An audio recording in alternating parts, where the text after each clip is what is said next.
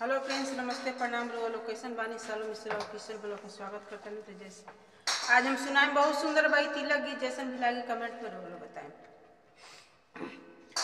के करमुची महलिया ता जगा मागा करेला, जगा मागा करेला। के कर सुंदर लीला तिलक भलु सोभेल, तिलक भलु सोभेल।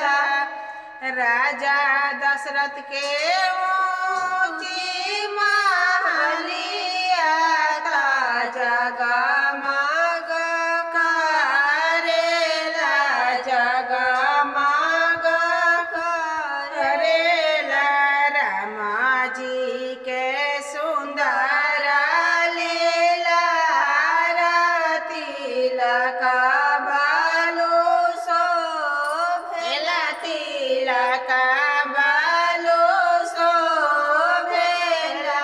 जनकपुर से अइले तिलक हरू, तिलकवा चढ़ावे, तिलकवा चढ़ावेले।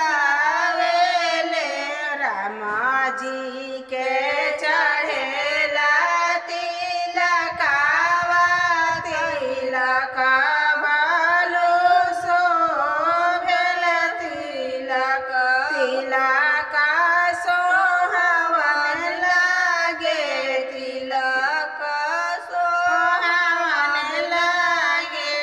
आंगने में बैठले जनक राजा, आंगना नीरे खेले, आंगना नीरे खेले।